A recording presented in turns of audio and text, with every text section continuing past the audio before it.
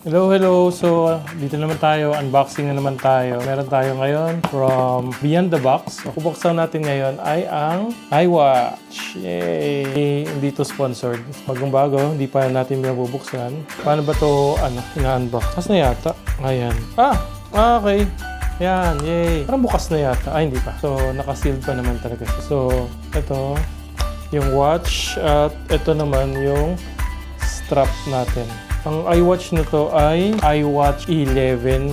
11 nga. Basta merong SE 3 tapos 11 tapos merong Ultra. Hindi to yung pinakamahal. Okay, ganito lang pala siya. So, buksan muna natin itong strap. May ganyan-ganyan pa siyang nalalaman. Tapos naman, yun. Masira. So, ito na po yung ating strap. Yung price niya ay ito. Pero meron naman siyang discount.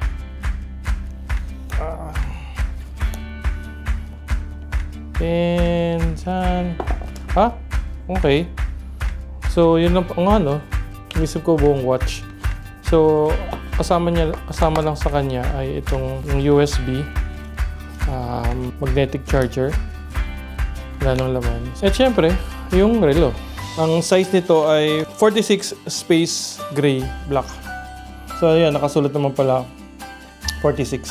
Parang nakakaya naman itong buksan. Sisira lang ba ito? Sabid na ako. Ayan na. So, ito na siya. Black. Meron tayong relo, pero analog to. So, try natin itong digital watch this time. Paano nga ba ito? Ito yung pinakataas. Ito yung nasa baba. So, ito yung luma nating lipat na tayo sa smartwatch. Bakit tayo nag-smartwatch? Kasi baka lang naman mag-running era. Pero syempre, on natin siya.